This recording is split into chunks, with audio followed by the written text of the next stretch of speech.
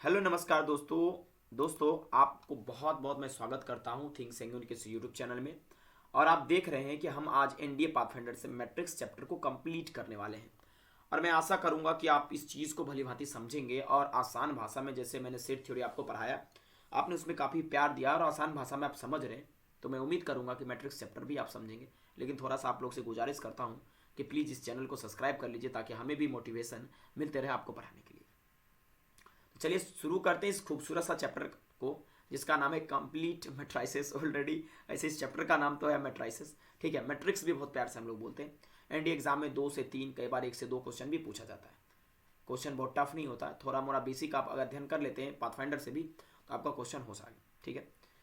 तो चलिए पढ़ते हैं। अब देखिए, एक बात कहता है कि मैट्रिक्स होता क्या है, उसको कैसे पहचाना जाता है। कहता है अगर आपके पास एक रेक्टेंगुलर इस तरह का एरे मिल जाए, ठीक है, या एरे बोले, ठीक है, इस तरह का अगर मिले तो उसमें जो है कुछ रियल और कुछ कॉम्प्लेक्स नंबर आप देखें, कुछ जो आप नंबर देखें, तो आप उस हिसाब से आप कह सकते हैं कि ये मैट्रिक्स है। जहां पर आपका ये जो हॉरिजेंटल लाइंस आप देखेंगे, इस हॉरिजेंटल लाइन को आप रो बोलेंगे, ठीक है। और ये जो आप वर्टिकल लाइन देख रहे हैं इसे कॉलम बोलेंगे, ठीक है। और रोज को प्यार से आप एम रोज भी बोल सकते हैं और कॉलम को एन कॉलम भी बोल सकते हैं। और इस रेक्टेंगल जो आपका रेक्टेंगुलर एरे है, इसके अंदर में आप जो है रियल और कॉम्प्लेक्स कोई भी वैल्यू ले सकते हैं, इसमें कहीं से कोई दिक्कत नहीं है, ठीक है दोस्तों। तो चलिए इस बात को हम लोग समझते हैं, ठीक है, भली भांति। किसी भी अब मैट्रिक्स है उसको हम इस तरह से ऐसे सिंबल में करके लिख सकते हैं, ये बात आप समझ पा रहे होंगे, ठीक है, ओके। और इसमें जो दोस्तों यहाँ पर जो भी एलिमेंट लिखे रहेंगे उसे हम लोग कहेंगे ये जो एलिमेंट है आपका, ठीक है, आपका इस तरह से कह देंगे ये एलिमेंट है आपका रो का एलिमेंट है। और यहाँ जो नीचे एलिमेंट है ये आपका कॉलम का एलिमेंट है। ये चीज़ें क्लियर है और आगे बढ़ते हैं। देखिए जो मैट्रिक्स है हम उसको इस तरह से सूचित करते हैं, ए बराबर A I J M bye N order का मैट्रिक्स है, या ऐसे भी बोलते हैं ए I J M bye N, ठीक है। जहां पर आई आपका रो को दिखाता है और जे आपको दिखाता है कॉलम को, ठीक है। आई किसको दिखाएगा, रो को, और जे किसको दिखाएगा दोस्तों, कॉलम को दिखाएगा, ठीक है। अगर आपके पास पाथफाइंडर है तो आप इसे खोल कर बैठ सकते हैं, अच्छे से समझ सकते हैं। अगर नहीं भी है तो खरीदने की कोई आवश्यकता नहीं है, ठीक है, आप इसे बढ़िया से पढ़ सकते हैं, ठीक है। अब इसमें जो आई और जे है इसके जगह आप रेंडमली कोई वैल्यू लीजिए। आई के जगह B1 और जे के जगह A11, A12, A13, ये सारे जो निकल के आ रहे हैं ना, इसको हम लोग मैट्रिक्स का एलिमेंट बोलेंगे। क्या बोलेंगे दोस्तों, मैट्रिक्स का एलिमेंट, ठीक है, ओके। और एक बात और ध्यान रखना है कि मैट्रिक्स जो है कभी भी एक नंबर नहीं होता है और इसका कोई भी न्यूमेरिकल वैल्यू नहीं होता है। कंप्यूटर में एक तरह का ये एंट्री होता है जो आप अभी अपने किताब में पढ़ रहे हैं, ठीक है। आई होप आपको ये समझ में आया होगा। जैसे मैं एक मैट्रिक्स लिखता हूँ, ठीक है, यहाँ पर 2, 3, 4 और 5, ठीक है। तो यहाँ पर हमारा ये जो इस तरह का है ये हमारा रो होगा, और इस तरह से जो हमारा बना हुआ है ये आपका जो वर्टिकल लाइन है, ये वर्टिकल लाइन जो है आपको, इसको हम लोग क्या कहते हैं, ठीक है, आपका इस वर्टिकल लाइन को हम लोग कॉलम बोलते हैं, ठीक है। क्लियर है बात है दोस्तों, सही है। तो चलिए इस चीज़ को हम लोग देखते हैं और आगे बढ़ते हैं दोस्तों, ठीक है। तो अब हम एक बात करते हैं, यहाँ पर जो आगे हमें बात किया जा रहा है कि आप क्या कीजिए, कंस्ट्रक्ट कर दीजिए एक 2 by 2 ऑर्डर का मैट्रिक्स, ठीक है। और यहाँ पर ए आई जी का वैल्यू भी दिया गया, I+2J का होल स्क्वायर बाई 2, ठीक है। तो हम रेंडमली अपने मन से 1 से शुरू कर सकते हैं। आई के जगह 1 और जे के जगह भी 1 कंसिडर करेंगे, जो पहला एलिमेंट होगा यहाँ पर, ठीक है। तो जब हम 1 रखेंगे आई के जगह और जे के जगह पर भी 1, तो हमें इस काट कूट करके जो वैल्यू आएगा, ठीक है, ये जो हमारा वैल्यू दोस्तों निकल के आएगा, ये वैल्यू हमारा, सॉरी माफ कीजिएगा, ये 9/2 होगा, 9/2 आएगा। इसी तरह से आई के जगह 1 रखेंगे और जे के जगह वैल्यू चेंज करेंगे तो हमारा 25/2 आएगा। इस तरह से हम वैल्यू रखते जाएंगे, 3 करके रखेंगे इस तरह से, तो हमारा जो वैल्यू आएगा 9/2, 25/2, 8 और 18 आएगा। ये 2/2 ऑर्डर का हमारा मैट्रिक्स बन गया, ठीक है। आप ये चीज़ देख सकते हैं कि इसमें जो वैल्यूज़ हैं वो इस तरह से हम लोग एवोल्यूट कर लेते हैं, ठीक है, आराम से हम इसे बना लेते हैं, ठीक है, ओके। जिसमें आपको पता है कि हमारा ये रो 1 होगा और ये रो 2 होगा और ये C1 और ये C2 होगा, क्योंकि इस तरह से आपको पता है वर्टिकल लाइन हमारा कॉलम होता है और हॉरिजॉन्टल लाइन जो हमारा है वो रो होता है, ठीक है। ये चीज़ें आपको पता रहेगा दोस्तों। चलिए आई होप आप ये समझ गए हैं, ठीक है। अब हम बात करते हैं टाइप्स ऑफ मैट्रिक्स का। सबसे पहले दोस्तों आता है रो मैट्रिक्स, ठीक है। अच्छा, रो मैट्रिक्स का डेफिनेशन क्या कहता है, a matrix having one row and n column is called as a row matrix, ठीक है। कह रहा है कि देखिए रो मैट्रिक्स में क्या होता है, इसमें आपका 1 रो होता है, 1 रो होता है, और इसमें क्या कहते हैं n कॉलम होते हैं, ठीक है।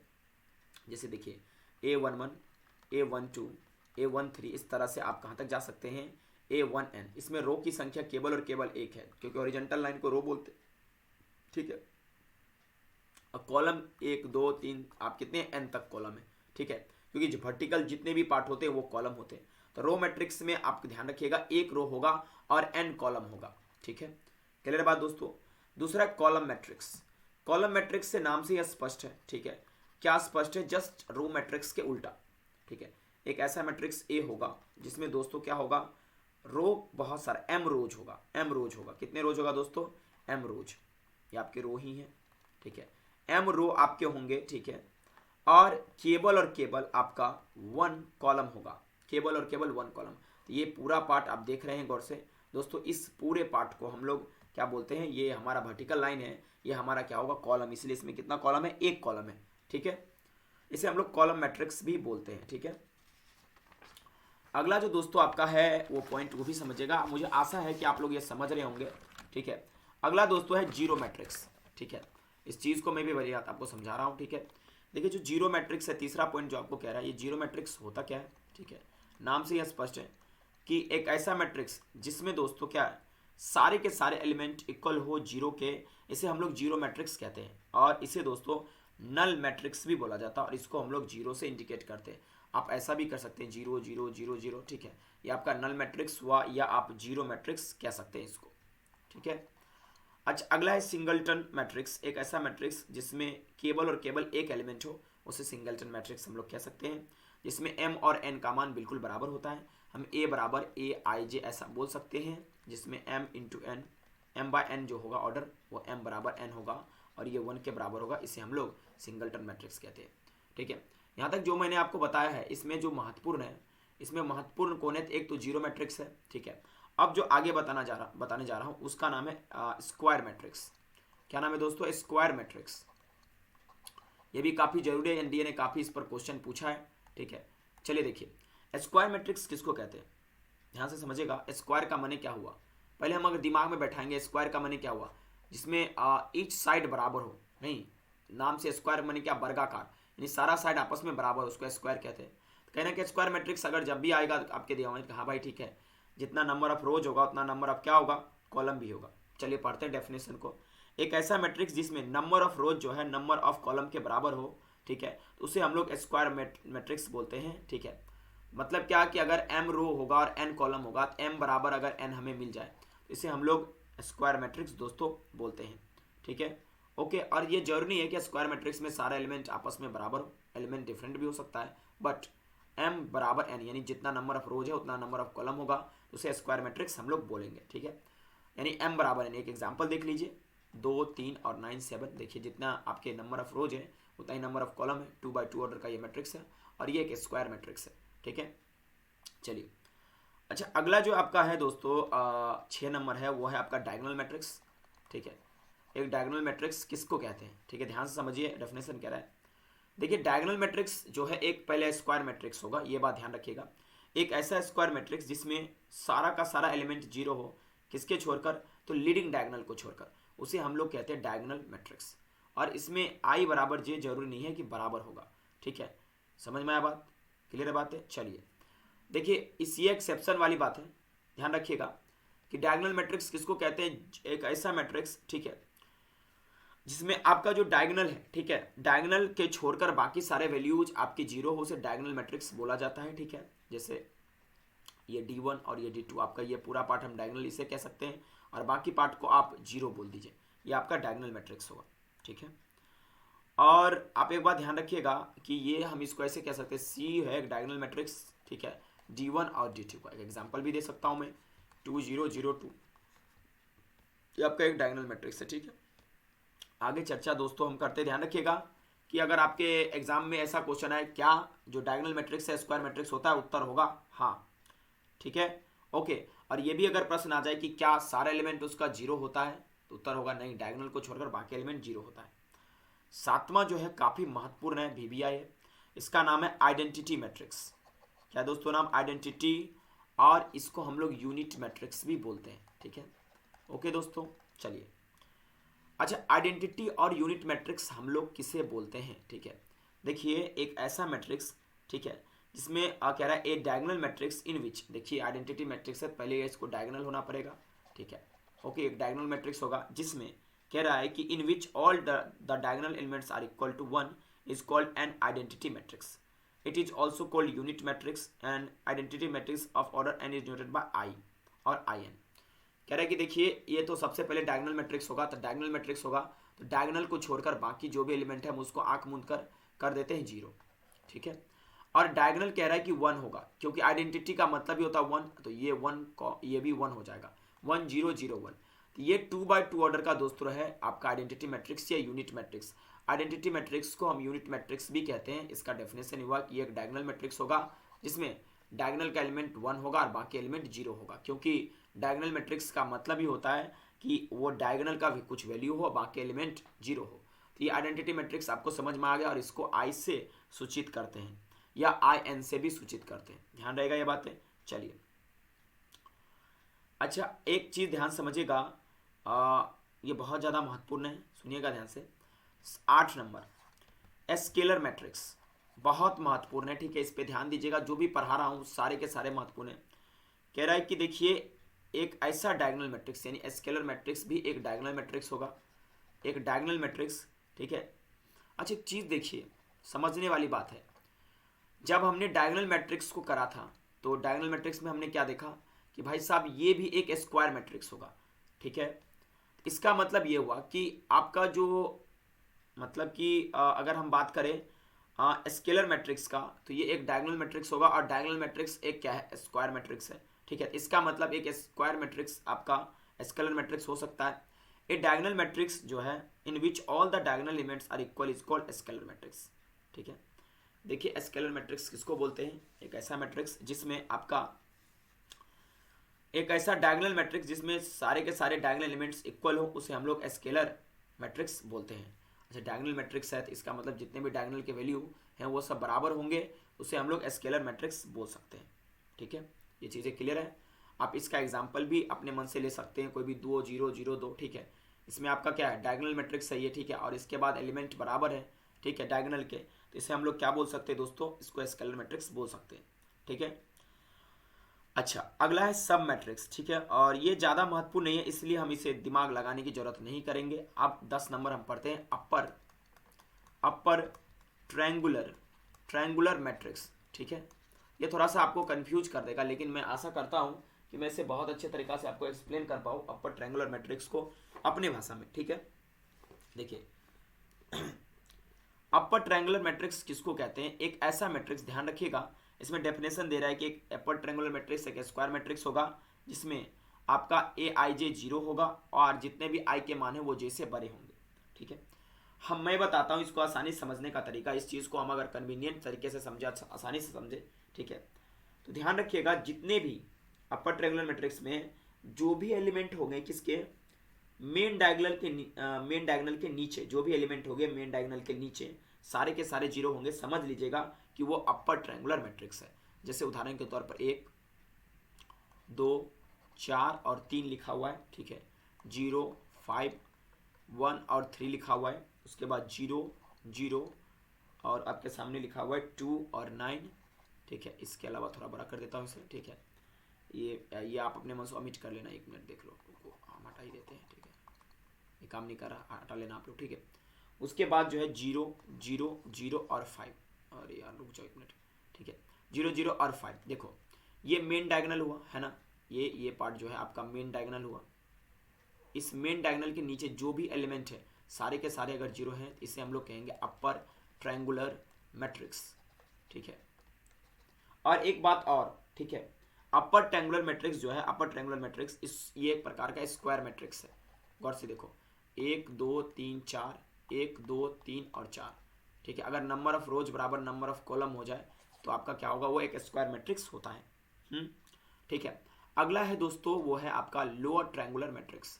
क्या है दोस्तों, lower triangular matrix, lower triangular matrix. देखो इसमें भी कह रहा है कि आपको वो बाय डेफिनेशन कह रहा है कि भाई एक स्क्वायर मैट्रिक्स जिसमें ए बराबर आई जे हो, ठीक है, ए आई जे हो, और इसको लोअर ट्रायंगुलर कहेंगे मैट्रिक्स जब ए आई जे 0 हो जाएगा और आई का मान जे से छोटा होगा। फिर मैं इसको दूसरे तरीका से समझाऊंगा, ठीक है, कि एक ऐसा मैट्रिक्स, एक ऐसा स्क्वायर मैट्रिक्स जिसमें जो आपका मेन डायगोनल एलिमेंट हो उसके ऊपर वाला सारा एलिमेंट 0 हो, उसे हम लोग लोअर ट्रायंगुलर मैट्रिक्स कहते हैं, ठीक है दोस्तों। तो आप एग्जांपल समझिए यूं, जैसे 2, 3 और 4, उसके बाद फिर यहाँ पर 2, यहाँ पर 3 ले लेते हैं, ठीक है, यहाँ 5 ले लेते हैं एलिमेंट, ठीक है, और ये 0 0 और 0, ठीक है, ये मेन डायगोनल है दोस्तों। तो मेन डायगोनल के सारे एलिमेंट, इसके ऊपर में जितने भी एलिमेंट है ये सारे ये 0 है, तो इसे हम लोग लोअर ट्रायंगुलर मैट्रिक्स बोलेंगे, ठीक है। आई होप आपको ये सारे के सारे मैट्रिक्स के डेफिनेशन अच्छे ढंग से समझ में आया, ठीक है, और आप इसे एंजॉय किए होंगे, ठीक है। अगला जो कंसेप्ट है हमारा दोस्तों वो है इक्वल मैट्रिक्स का, ठीक है, बहुत आसान भाषा में मैं समझाने की कोशिश कर रहा हूँ, ठीक है।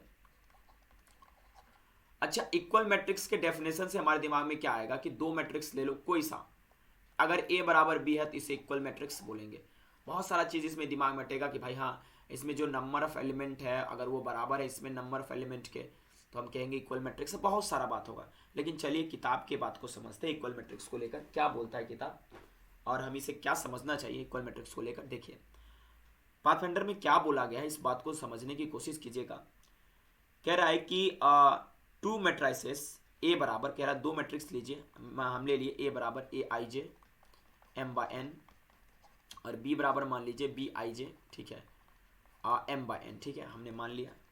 ओके, इसका भी कुछ ऑर्डर ले लीजिए। ऐसा ये एम बाय एन ऑर्डर का कैसे होगा, मैं भी बड़ा अजीब आदमी हूँ, रुक जाओ भाई। ये अगर है तो इसका मान लेते पी बाई क्यू, क्योंकि दोनों का ऑर्डर सेम ना लेंगे, पी बाई क्यू, ठीक है, हम मान लिए स्मॉल में है सारा वैल्यू, ठीक है। ये इक्वल कहलाएगा, इक्वल कहलाएगा, कब कहलाएगा इक्वल, ध्यान से देखिएगा समझिएगा। इक्वल कहलाएगा दोस्तों जब कब, देखिएगा, इक्वल आपका कहलाएगा जब दोस्तों क्या कि m, पहला शर्त कह रहा है कि m बराबर p हो जाए, ठीक है, यानी m बराबर p।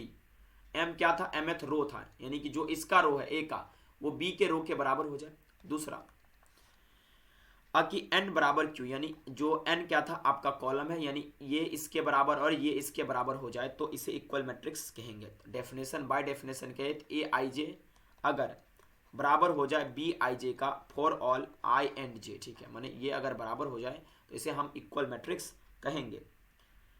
अच्छा, ये भी बताया जा रहा है कि two matrices are said to be equal if they are the same order of the corresponding element are same, ठीक है, यानी उसका जो करस्पॉन्डिंग एलिमेंट है अगर वो सेम हो जाए, सेम ऑर्डर का हो, तो उसे हम लोग कहेंगे इक्वल मैट्रिक्स वो है, ठीक है। ओके दोस्तों, जैसे हम एक एग्जांपल लेते हैं, बुक में दिया हुआ है, इसमें कह रहा है एक्स वाई जेड एंड डब्ल्यू को फाइंड करने के लिए, ठीक है। हमारे सामने मैट्रिक्स दिया गया है 3x 2z, ठीक है, y और 3w, और ये बराबर दिया है, और ये दिया है x प्लस 4, ठीक है, x माइनस वाई, उसके बाद दोस्तों है z plus W and z minus W plus 3x, right. दोस्तों देखिए यहाँ पर जो साइन आया है ये है इक्वल का साइन, इसका मतलब हम ये समझ सकते हैं ये भी 2x2 ऑर्डर का मैट्रिक्स है, ये भी 2x2 ऑर्डर का मैट्रिक्स है, और जैसे ही इक्वल का साइन दिया गया इसका मतलब हम समझेंगे अगर ये ए मैट्रिक्स है, अगर ये बी मैट्रिक्स है तो ए बराबर बी है, अगर इक्वल मैट्रिक्स है इसका क्रॉसपॉन्डिंग एलिमेंट भी सब बराबर होगा, यानी ये एलिमेंट इसके बराबर होगा, ये एलिमेंट इसके बराबर होगा, ये इसके बराबर और ये इसके बराबर। तो चलिए करते हैं उस बात को लेकर। अगर हम 3x बराबर अगर ऐसा कर दें, 3x बराबर अगर हम करें x प्लस 4, तो ये प्लस है इधर आकर माइनस में होगा 2x बराबर 4, तो x बराबर कितना होगा 2, राइट। हम चेक भी कर लेंगे कि क्रॉसपॉन्डिंग एलिमेंट सच में बराबर था या हमें ठग रहे थे, ठग तो नहीं सकते, इतना नाइंसाफी नहीं। अब y बराबर x माइनस वाई लिखेंगे तो ये इधर आ जाएगा, 2y बराबर कितना होता है दोस्तों x के जगह 2 था तो यहाँ रख देंगे, तो 2y बराबर कितना होगा 1, 2y बराबर कितना होगा दोस्तों 1, तो y का मान भी कुछ हमारा क्या आ जाएगा, x का, सॉरी माफ कीजिएगा, x का मान 2 था, 2y बराबर 2, तो y का मान कितना होगा 1, ठीक है। फिर हम ऐसा कर सकते हैं 2z बराबर z प्लस डब्ल्यू, अगर 2z बराबर हम z प्लस डब्ल्यू करेंगे तो z से z कट जाए, इधर आएगा कटेगा मतलब माइनस हो जाएगा, z बराबर हो जाएगा w। अगर जेड डब्ल्यू के बराबर है तो ये इसके बराबर होगा, 3w बराबर Z minus W plus 3x। ठीक है, चूंकि z किसके बराबर है दोस्तों, जेड डब्ल्यू के बराबर है, तो ये जिद दोनों कट के 0 हो जाएगा। और x का मान दोस्तों कितना है, x का मान 2 है, तो ध्यान रखिएगा 3w बराबर कितना हो जाएगा 6, इसलिए w बराबर 2। w बराबर कितना हो जाएगा दोस्तों 2। ठीक है, हम वैल्यू मार्क कर लेते हैं, x का मान 2, अच्छा x का मान 2 रखेंगे तो ये 6 आएगा, y का मान 1, ये 1 हो गया। ठीक है, और उसके बाद w का मान 2 है तो ये कितना हो जाएगा 6, और z का मान दोस्तों आपका कितना है, x आपका किसके बराबर है, यहाँ पर x बराबर z कहीं था क्या, ये मैंने लिखा नहीं, कहाँ है z, अच्छा एक मिनट रुक जाओ, हमारा क्या मैंने क्या लिखा, हाँ z हमारा किसके बराबर है, देखो z यहाँ पर मैंने एक जगह साबित किया था कि z जो है w के बराबर है, कहीं पर तो बोला था अगर z w के बराबर है तो z का, अच्छा w का मान कितना था 2, तो z का मान 4 हो जाएगा। अब बैठा कर देखो, x का मान 2 था, 2 4 6, फिर x का मान कितना था, x का मान 2, और y का मान दोस्तों 1 था, 2 में से गया एक, देखो 6 बराबर है, कॉरस्पॉन्डिंग एलिमेंट बराबर हो रहा है, z प्लस w, z और w 4 हो जाएंगे। ठीक है, z भी 2 था, w भी 2 था, 3w, तो यहाँ पर क्या हो जाएगा 6, ये 6 ये भी 6 हो जाएगा। z यानी z का मान कितना था, z का मान ये दोनों कट ही गया, 3 2 6, ये भी 6 हो गया, यानी इक्वल एलिमेंट्स थे, ये दोनों बराबर है। ध्यान रखिएगा, अगर इस तरह से अगर बराबर करके एक स्क्वायर मैट्रिक्स दिया गया रहेगा, अगर इक्वल का साइन है तो आप क्रॉसपोंडिंग एलिमेंट को बराबर करके x y z का वैल्यू निकाल सकते हैं। ठीक है, आई होप आपको ये समझ में आया होगा, भली भांति आप अच्छे से समझे होंगे। ठीक है, आगे बढ़ते हैं, चलिए अब दोस्तों हम लोग बात कर लेते हैं, ठीक है, अलजेब्रा ऑफ मैट्रिक्स को लेकर। ठीक है, किसके बारे में बात करेंगे, अलजेब्रा ऑफ मैट्रिसेस को लेकर। ठीक है, चलिए इस चीज को समझते हैं। ठीक है, सबसे पहले समझेंगे एडिशन ऑफ मैट्रिसेस, यानी मैट्रिक्स ही बोलेंगे अब आप। ठीक है, बहुत बोलिए मैट्रिसेस, बहुत इज्जत दे दिए, एडिशन ऑफ मैट्रिसेस। ठीक है, अब ये होगा योग। ठीक है, देखिए दिखाते हैं क्या दिखाना है। देखो जब एडिशन करते हैं तो उसके लिए सबसे बड़ी बात मेरे दोस्त ये है कि दोनों का ऑर्डर सेम होना चाहिए। किताब क्या कह रहा है कि अगर ए और बी दो मैट्रिक्स हो सेम ऑर्डर का, सेम ऑर्डर यानी m बाय n का, तो उसका सम जो होगा a प्लस बी बराबर A I J plus B I J m by n हो जाएगा।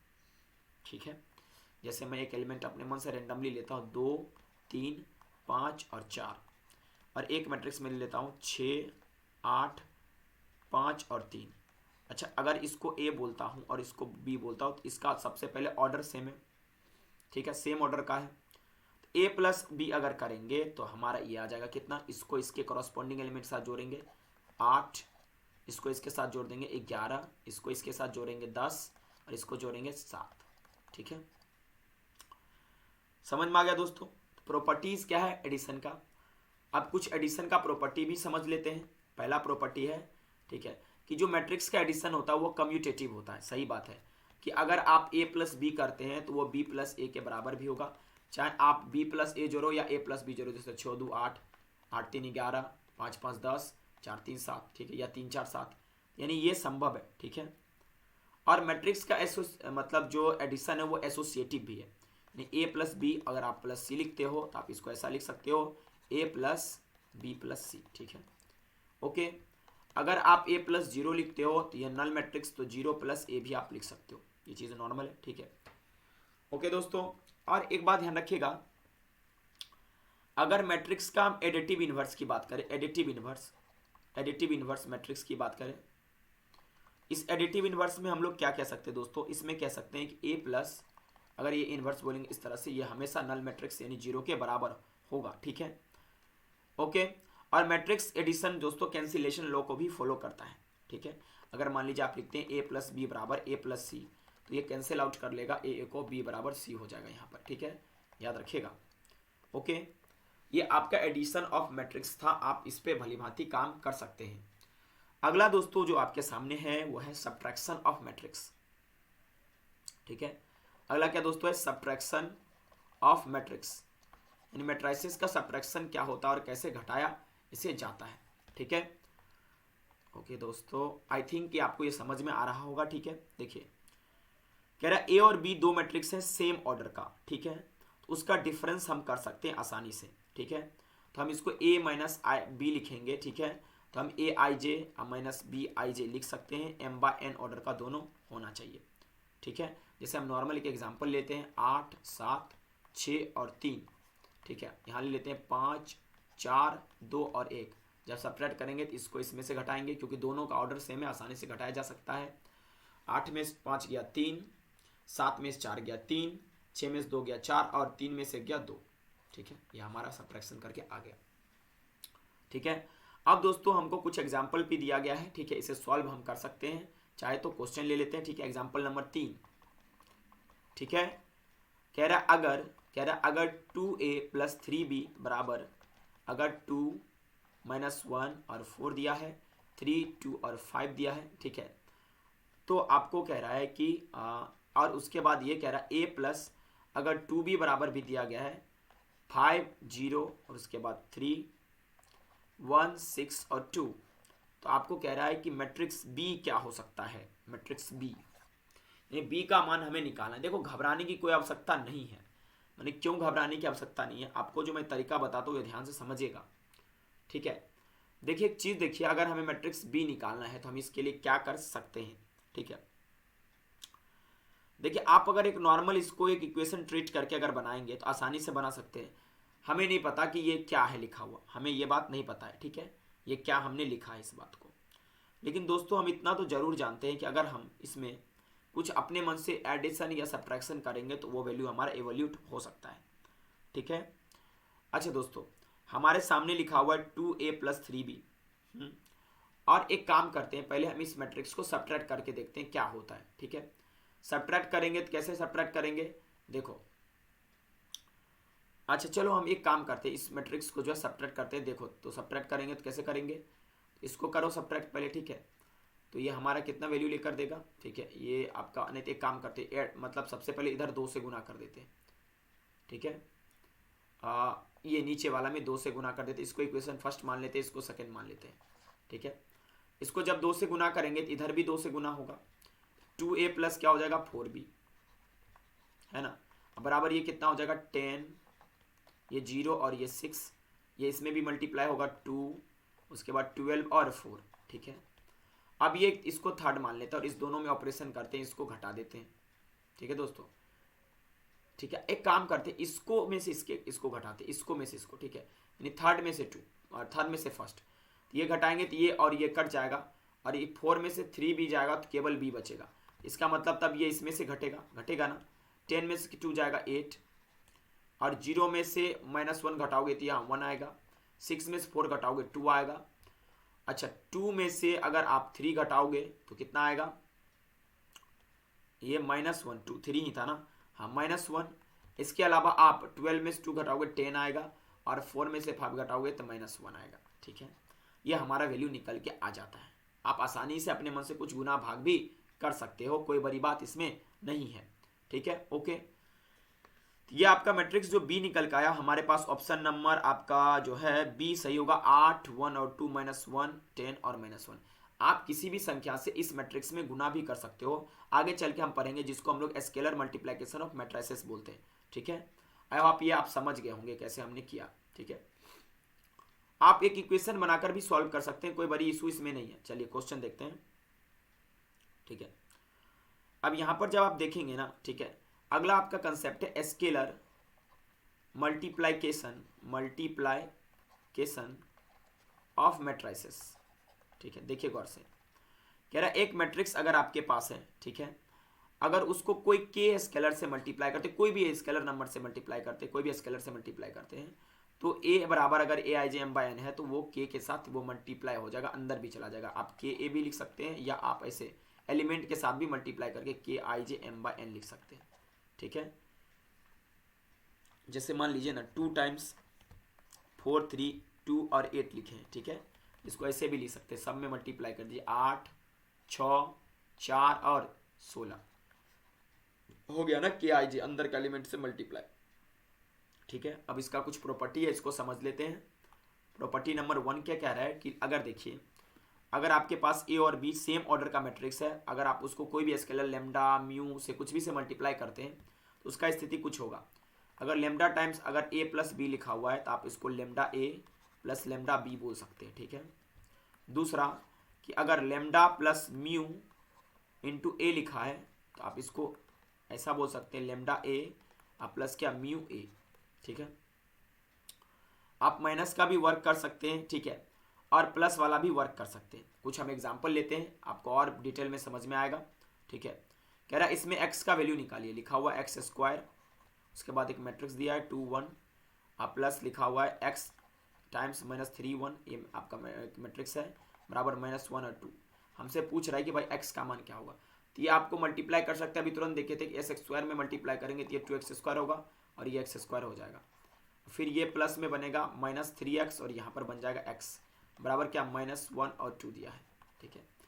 इसको हम जोड़ सकते हैं, अगर ये ट्रीट करें इसको भी ट्रीट करें तो एडिशन कर सकेंगे, एडिशन करेंगे 2x स्क्वायर -3x और ये x स्क्वायर प्लस x आएगा, ये बराबर होगा -1 और 2 के, ठीक है। अब ये दोनों अगर बराबर है तो यानी कि सेम ऑर्डर का होगा, सेम ऑर्डर का अगर हुआ तो ये इसके बराबर होगा, 2x स्क्वायर -3x बराबर -1, ठीक है, और एक एक्स स्क्वायर प्लस एक्स बराबर क्या होगा दोस्तों 2 होगा, ठीक है। पहला इक्वेशन को अगर हम सॉल्व करते हैं तो एक्स का जो मान है वो 2 निकल के आएगा, एक तो निकल के आएगा दोस्तों क्या 1 और एक आएगा 1/2, ठीक है। और सेकेंड का जब हम सॉल्व करते हैं तो सेटिस्फाई कर लेते वैल्यू तो एक्स का मान हमें 1 आ जाता है, ठीक है। देखो 1 + 1 बराबर आपका 2 होता है, तो इसलिए एक्स का मान यहाँ पर 1 आएगा, ठीक है। अगर आप गौर से देखोगे दोनों बराबर है, 2 × 1 का स्क्वायर -3 × 1, 2 में 3 गया -1 और इसका भी करेंगे तो 2 आता है, ठीक है। एक्स का मान दोस्तों 1 आया, ठीक है। आप इस तरह से वैल्यूज को एवल्यूट कर सकते हैं आसानी से। ये आपका था दोस्तों कोई भी स्केलर नंबर से मल्टीप्लाई करने के बाद, स्केलर से मल्टीप्लाई करने के बाद मैट्रिक्स पर क्या प्रभाव पड़ता है, ठीक है। मैं कोशिश कर रहा हूँ आपको इजिस्ट वे में बताने का, कहीं पर भी अगर मैं मिस्टेक करूँ आपको एक्सप्लेन करने में तो आप कमेंट जरूर कीजिएगा, लेकिन मैं आशा करता हूँ मैं मिस्टेक बहुत कम करूँगा, नहीं ही करूँगा, ठीक है। लेकिन इंसान हूँ, कभी बोलते वक्त में टंग ट्विस्ट हो जाए तो उसके लिए मैं माफ़ी चाहूँगा। दोस्तों अब जो बात करने जा रहे हैं वो है मल्टीप्लाइकेशन को लेकर, ठीक है। मल्टीप्लाइकेशन हमने एडिशन देखा, सब्ट्रैक्शन देखा, कोई स्केलर से मल्टीप्लाई करते हैं तो क्या प्रभाव पड़ता है ये भी हमने देखा, ठीक है। अब मल्टीप्लाइकेशन को समझते हैं कैसे मल्टीप्लाई किया जाता है, ठीक है। देखिए आपके पास अगर दो मैट्रिक्स है ए और बी इस तरह से कि जो column of a is equal to the number of rows in b, ठीक है, यानी कि जितना कॉलम आपका क्या है ए में है उतना ही नंबर ऑफ रोज बी में होगा, तो आप उसको मल्टीप्लाई कर सकते हैं, ठीक है। और उसके बाद इफ ए आई के if a j k is m by n matrix and b k j दोस्तों होगा आपका वो एन बाई पी मैट्रिक्स होगा, तो प्रोडक्ट ए बी का हम लोग एम बाई पी कह सकते हैं, ठीक है। जैसे एक एग्जांपल लेते हैं, एग्जांपल के तौर पे हम ऐसा लिखते हैं ए आई ए मतलब 1, उसके बाद क्या मैंने लगा दिया, रुक जाओ 1 मिनट, ठीक है। और इसके बाद दोस्तों हमारे सामने ए आई 1 2, इस तरह से हम लेते हैं ए आई एन, और इस तरह से फिर हम लेते हैं बी आई जे, और इस तरह से हम लेते हैं बी एन जे, ठीक है। अगर ऐसा है तो हम इसको इससे मल्टीप्लाई कर सकते हैं, ठीक है। हम इसको इससे मल्टीप्लाई करके जोड़ सकते हैं, इसको इससे मल्टीप्लाई करके सबको एक साथ जोड़ सकते हैं, जिसे हम लोग समेसन बोल सकते हैं, के का मान 1 से लेकर एन तक, और इसको ए आई के और बी के जे बोल सकते हैं, ठीक है। ध्यान रखिएगा इस बात को। ith रो का जो सम ऑफ प्रोडक्ट है वो लिखते हैं, ठीक है, ठीक है। ध्यान रखिएगा कुछ इसका प्रॉपर्टी है, ये बहुत आसान था। कुछ प्रॉपर्टी ये है कि क्या प्रॉपर्टी अभी आपको मैं बताऊंगा, ठीक है। प्रॉपर्टी ये है कि जो मैट्रिक्स का मल्टीप्लाइकेशन है वो जनरली कम्यूटेटिव नहीं होता है, ठीक है। और जो मल्टीप्लाइकेशन होता है मैट्रिक्स का वो डिस्ट्रीब्यूटिव हो सकता है, ठीक है। M by n, n by p और एन बाई पी ऑर्डर के लिए है, ठीक है। अच्छा मल्टीप्लाइकेशन इज एसोसिएटिव अगर ए बी सी आर में जो है ऑर्डर उसका क्या हो m by n, n by p और पी बाई आर हो तो, ठीक है, वो हो सकता है, ठीक है। अब कह रहा है इफ ए बराबर एम बाई एन मैट्रिक्स है और आई एन और आई एम जो है आइडेंटिटी मैट्रिक्स है, तो ऑर्डर ऑफ जो होगा एम बाई एन या एन बाई एन होगा, तो उसमें हम मल्टीप्लाई कर सकते हैं, तो वो मल्टीप्लाइकेटिव आइडेंटिटी हो सकता है, ठीक है। चलिए एक एग्जाम्पल लेते हैं, आपको समझा देते हैं, इतना मैंने बकवास किया, इसमें एग्जाम्पल से आपको बहुत बढ़िया से समझ में आएगा, ठीक है। एग्जाम्पल नंबर 5 जो है इंडिया पाथफाइंडर को वो समझिएगा, ठीक है। देखिए ए बराबर आपके सामने दिया गया 1 0 और 0 -1, ठीक है। और बी बराबर हमारे सामने दिया गया 1x और 0 1, ठीक है। एक मिनट दोस्तों, 1 और x दिया है और 0 और 1 दिया है, ठीक है। हमसे पूछ रहा है क्या ए बी बराबर बी ए हो सकता है, अगर हो सकता है तो x का मान निकालो, ठीक है। चलो देखते हैं हो सकता है या नहीं, ठीक है। चलिए करके देखते हैं हम, ठीक है। सबसे पहले अच्छा ए बी करिए पहले, तो सामने सामने में लिखिए 2/2 ऑर्डर का, इजीली मल्टीप्लाई हो जाएगा, ठीक है। अब तरीका मैं आपको बताऊंगा कैसे मल्टीप्लाई करना और ऐड करना है, ठीक है। इसको 1x और 0 और 1 को मल्टीप्लाई करना है, ठीक है। अच्छा देखिए जब ए बी आप करेंगे ना तो यहाँ पर आपको कह रहा है कि क्या ए बी बराबर बी ए होगा, ठीक है।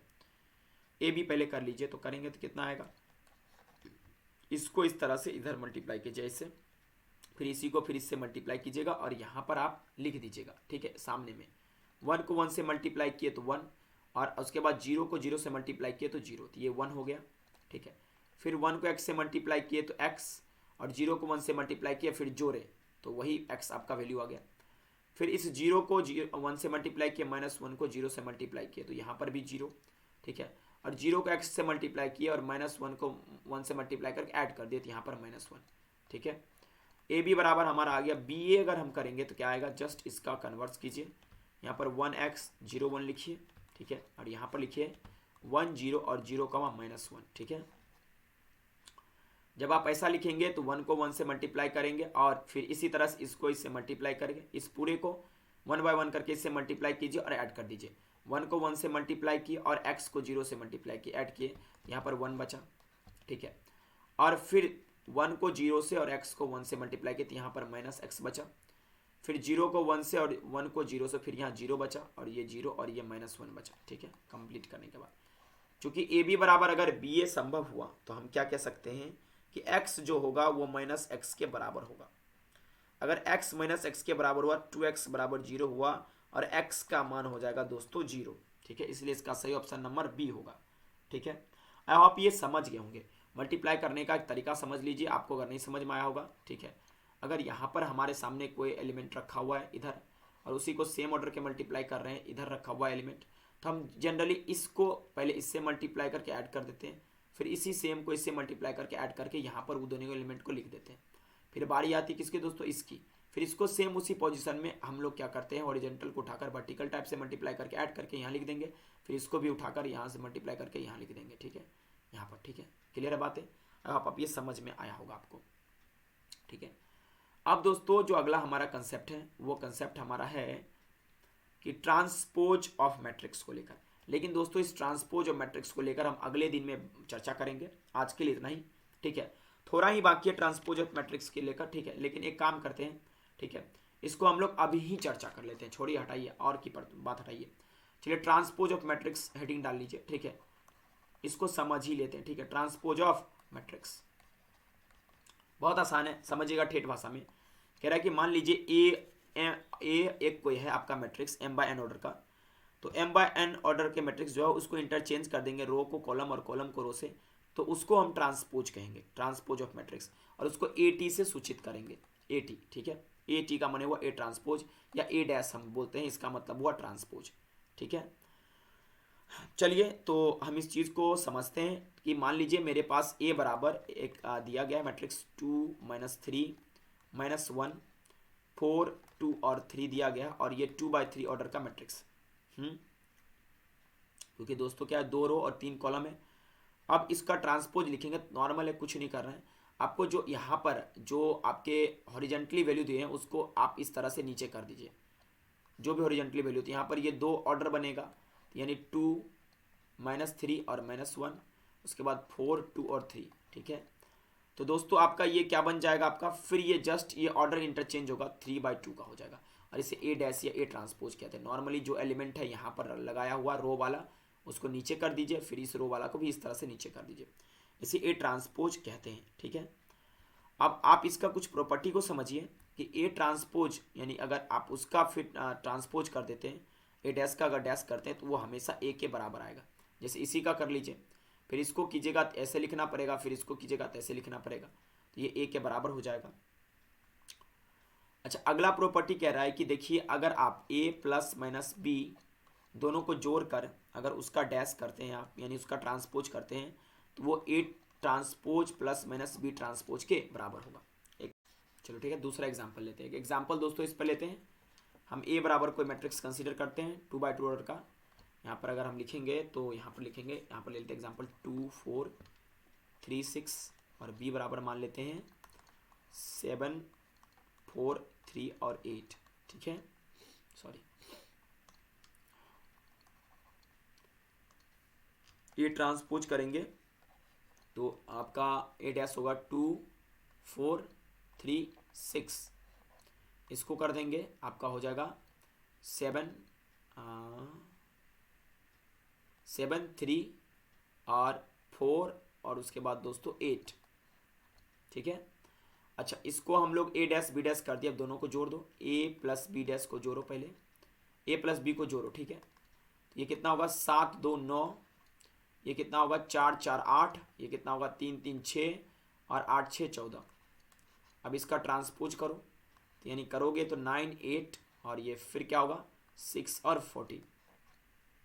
इसको जोड़ो। ठीक है, 7 2 9, उसके बाद 3 3 6 और 4 4 8 और 6 8 14। देखो दोनों बराबर हो गया ना, a plus minus b transpose बराबर a transpose plus minus b transpose. ठीक है, यानी कि बी डैश। ओके, चलिए आगे देखते हैं, आगे समझने का प्रयास करते हैं। ठीक है, बहुत सारे एक एग्जाम्पल हैं जो हम लोग करेंगे यहाँ पर। अगर यहाँ पर कह रहा है कि कोई के स्केलर है, उससे मल्टीप्लाई करोगे, उसका डैश करोगे तो के टाइम्स ए डैश हो जाएगा आपका। और अगला जो कह रहा है चौथा नंबर, ठीक है, कि अगर आपके सामने ए बी डैश करते हो तो ये बी डैश ए डैश के बराबर होता है। आप ये एग्जाम्पल खुद ले लेना, ठीक है, और कर लेना खुद से ऐसा। ठीक है, अगला कंसेप्ट आपके सामने है वो है symmetric, okay, and SQ symmetric, okay, matrices. ठीक है, इस चीज को हम समझते हैं भली भांति। ठीक है, देखिए कह रहा है एक रियल स्क्वायर मैट्रिक्स होगा, ए बराबर मान लीजिए आपके सामने ए आई जे लिखा हुआ है। ठीक है, ओके, इसको सिमेट्रिक कहेंगे अगर ए आई जे जो है ए जे आई के बराबर हो, पहली बात। ठीक है, और उसके बाद और ए बराबर ए ट्रांसपोज हो। ठीक है, उसे हम लोग दोस्तों क्या कहेंगे, सिमेट्रिक मैट्रिक्स कहेंगे। ए बराबर अगर ए ट्रांसपोज हो जाए तो उसे सिमेट्रिक बोला जाएगा। अच्छा एक फिर कह रहा है कि रियल स्क्वायर मैट्रिक्स जिसमें ए आई जे भी हो और उसको एसक्यू सिमेट्रिक कहेंगे, यानी एंटी सिमेट्रिक कहेंगे। ए अगर आई जे हो ए जे आई के बराबर निगेटिव में, ठीक है, और ए बराबर हो माइनस ऑफ ए ट्रांसपोज। ठीक है, ओके दोस्तों, तो अगर हम सिमेट्रिक कहेंगे तो ए बराबर क्या होगा, ए ट्रांसपोज होना चाहिए और ए आई जे आई के बराबर होना चाहिए। ठीक है, और इसके अलावा दोस्तों मैंने आपको बोला था कि स्क्वायर मैट्रिक्स है ही, तो ठीक है, चलिए इस चीज़ को समझते हैं हम एक एग्जाम्पल के साथ। अगर दिया होगा एग्जाम्पल हम कर लेंगे। ठीक है, आप इस पे एग्जाम्पल कर सकते हैं, लेकिन याद रखना अगर ए बराबर ए ट्रांसपोज हो जाए उसे हम लोग क्या बोलते हैं, सिमेट्रिक। और इसमें एक शर्त दिया है कि ए जे आई के बराबर होगा और स्क्वायर मैट्रिक्स होगा। ठीक है, और ये निगेटिव वाला हो जाएगा, ए बराबर माइनस ए ट्रांसपोज हो जाएगा, तो हम इसे कह सकते हैं। ठीक है, अच्छा कह रहा है जो मैट्रिक्स सिमेट्रिक हो और एसक्यू सिमेट्रिक हो, प्रॉपर्टी बता रहे हैं कि सिमेट्रिक और एसक्यू सिमेट्रिक मैट्रिक्स के प्रॉपर्टी क्या है। प्रॉपर्टी में पहला कह रहा है कि जो मैट्रिक्स आपके सिमेट्रिक हो और एसक्यू सिमेट्रिक हो यानी एंटी सिमेट्रिक हो, ठीक है, उसको हम लोग कहते हैं दोस्तों नल मैट्रिक्स। वो नल मैट्रिक्स निकल के आता है। ठीक है, समझ में आया दोस्तों। कह रहा है कोई भी रियल स्क्वायर मैट्रिक्स है उसमें ए अगर ए प्लस ए ट्रांसपोज अगर और उसके बाद ए इंटू ए ट्रांसपोज, फिर कह रहा है ए ट्रांसपोज ए अगर सिमेट्रिक मैट्रिक्स है तो ए माइनस ए ट्रांसपोज जो होगा वो एसक्यू सिमेट्रिक मैट्रिक्स होगा। कह रहा है कोई भी अगर रियल स्क्वायर मैट्रिक्स है उसको एक्सप्रेस कर सकते हैं किसमें, सिमेट्रिक में और एसक्यू सिमेट्रिक मैट्रिक्स में। माने क्या कि ए बराबर अगर हमारे पास है तो half into A plus A transpose कर देंगे सिमेट्रिक में, plus half into A minus A transpose कर देंगे। ठीक है, ये दोनों को मिक्स कर देंगे, सिमेट्रिक एसक्यू सिमेट्रिक। ये चीज़ें आपको समझ में आया होगा। एक एग्जाम्पल लेते हैं। ठीक है, अब ए बराबर हमारे सामने दिया है cos alpha minus sine alpha और कॉस अल्फा। हमसे क्या कह रहा है कि भाई निकाल दो, क्या निकाल दो, हमसे कह रहा है निकाल दीजिए, किस चीज़ को निकाल दीजिए, तो भाई साहब ए ट्रांसपोज और ए। ठीक है, अच्छा ए ट्रांसपोज करेंगे तो cos alpha sine alpha minus sine alpha और कॉस अल्फा। इसको करना है भाई साहब मल्टीप्लाई, इसको इससे मल्टीप्लाई करेंगे कॉस स्क्वायर अल्फा, फिर इससे करेंगे तो क्या होगा बताओ दोस्तों, अगर इससे करेंगे तो हमारा वैल्यू निकल के आएगा, एक सेकेंड, हम ऐसे को ऐसे मल्टीप्लाई कर रहे हैं तो कॉस स्क्वायर अल्फा, फिर इसको माइनस साइन अल्फा करेंगे तो minus minus plus sine square alpha, ठीक है। फिर अगेन हम करेंगे तो कॉस स्क्वायर अल्फा यहाँ पर भी, और उसके बाद दोस्तों यहाँ पर क्या होगा बताओ, तो इसको हमने ऐसे में ऐसे मल्टीप्लाई किया, ठीक है। अच्छा कॉस, अब अगर देखेंगे गौर से तो ठीक है, हमने क्या किया अरे यार, कॉस स्क्वायर अल्फा और उसके बाद प्लस में दोस्तों क्या, हमने ऐसे जो है वैल्यूज, इस तरह के वैल्यू को हमने ऐसे मल्टीप्लाई किया, तो ये हमारा साइन स्क्वायर अल्फा आया। फिर इसको फिर इससे मल्टीप्लाई करेंगे तो कॉस अल्फा, ये गलत मैंने लिख दिया, cos alpha into sine alpha, उसके बाद दोस्तों minus sine alpha into cos alpha, ठीक है। तो ये कट कट जीरो दे देगा यहाँ पर, ठीक है। और फिर इसको इससे मल्टीप्लाई करेंगे तो sine alpha into cos alpha, और ये cos alpha into sine alpha करेंगे तो आपका माइनस हो जाएगा, तो ये जीरो दे देगा। यहाँ पर साइन स्क्वायर अल्फा और ये कॉस स्क्वायर अल्फा प्लस हो जाएगा, ठीक है। तो यानी 1 0 और 0 और 1 हमारा वैल्यू निकल के आ जाएगा, ठीक है। और ये आपको पता नहीं है किसके बराबर होता है, ये आइडेंटिटी मैट्रिक्स के बराबर होता है, ठीक है। आई होप ये आप समझ गए होंगे। अब कहता है कि कुछ स्पेशल टाइप के मैट्रिक्स हैं, उसको भी डिस्कस हम लोग कर लेते हैं, ठीक है। हम उसको बाय डेफिनेशन अगर आपको बताएं तो ठीक है, वो स्पेशल टाइप के मैट्रिक्स के बारे में, तो आप यूं समझिए, ठीक है, कि जो मैट्रिक्स होंगे स्पेशल टाइप के, ठीक है, वो दोस्तों आपका जो है सबसे पहला है ऑर्थोगोनल मैट्रिक्स, ठीक है, ओके। ये ऑर्थोगोनल मैट्रिक्स होता क्या है, एक ऐसा स्क्वायर मैट्रिक्स जिसको ऑर्थोगोनल मैट्रिक्स कहेंगे if the product of matrix A and it's transpose is an identity matrix, यानी ए और ए ट्रांसपोज करेंगे, अगर वो आइडेंटिटी मैट्रिक्स के बराबर आ जाए तो उसको ऑर्थोगोनल मैट्रिक्स कहते हैं। यहाँ पर एग्जांपल नंबर 6 में आपके ऑर्थोगोनल मैट्रिक्स आप बोल सकते हैं, ठीक है। अब कंजुगेट ऑफ मैट्रिक्स किसको बोलते हैं, आपको याद होगा कॉम्प्लेक्स नंबर जब आप पढ़े थे, तो कंजुगेट का मतलब बीच का अगर वैल्यू पॉजिटिव है तो उसको निगेटिव ले लीजिए, उसी को कहते हैं कंजुगेट। अगर ए है और ए कंजुगेट है, ठीक है, तो हम उसको दोस्तों जो है इस तरह से लिख सकते हैं। अगर ए बराबर लिखा है 1 + 2i, 2 - 3i लिखा हुआ है, और 4 - 5i लिखा हुआ है, 5 + 6i लिखा हुआ है। कंजुगेट जब करेंगे तो यहाँ माइनस, यहाँ प्लस, यहाँ पर प्लस और यहाँ पर माइनस, ये हमारा हो जाएगा नया मैट्रिक्स जो ए कंजुगेट निकल के आएगा उसका वैल्यू, ठीक है। देखो अगला है हर्मिशियन और एसक्यू हर्मिशियन मैट्रिक्स को लेकर, ठीक है। आप इसको खुद पढ़ लीजिए, ये आसानी है, ठीक है। कह रहा है कि अगर ए आपके पास कंजुगेट है और उसका आप क्या करते हैं दोस्तों, ट्रांसपोज करते हैं, अगर वो ए के बराबर हो जाए, मतलब अगर ए कंजुगेट का ट्रांसपोज ए के बराबर हो जाए तो उसे हर्मिशियन मैट्रिक्स कहेंगे। अगर ए कंजुगेट का ट्रांसपोज -a के बराबर हो जाए तो उसको एसक्यू हर्मिशियन मैट्रिक्स कहेंगे, ठीक है। और अगला कह रहा है कि एलिमेंट्री मैट्रिक्स को, कह रहा है एक ऐसा स्क्वायर मैट्रिक्स को एलिमेंट्री मैट्रिक्स कहेंगे अगर इसको हम it can be obtain from identity matrix I by performing single elementary row और कॉलम ऑपरेशन। अगर रो और कॉलम ऑपरेशन सिंगल के करके हम अगर एक दोस्तों क्या करें वैल्यू निकाल के लाएं तो उसे हम लोग क्या कहते हैं, एलिमेंट्री मैट्रिक्स बोलते हैं, ठीक है।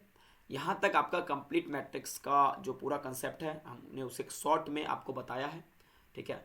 उम्मीद है आप समझे होंगे। जहाँ पर भी आपको कंसेप्ट क्लैरिटी नहीं है प्लीज़ आप हमें कमेंट कर दीजिए, और कहीं पर अगर हम सिली मिस्टेक कर दिए होंगे एक्सप्लेन करने में या दोस्तों सॉल्व करने में तो उसके लिए माफ़ी चाहेंगे, क्योंकि हम भी एक इंसान हैं, ठीक है। लेकिन उस मिस्टेक को हम वहीं पर अमेंड जरूर किए होंगे। Thank you very much for watching this video. अगर अच्छा लगे तो शेयर जरूर एक बार कीजिएगा। अगर आप इंडिया पाथफाइंडर से पढ़ रहे हैं तो आई होप ये आपको सीरीज मज़ा आएगा करके, ठीक है। Thank you.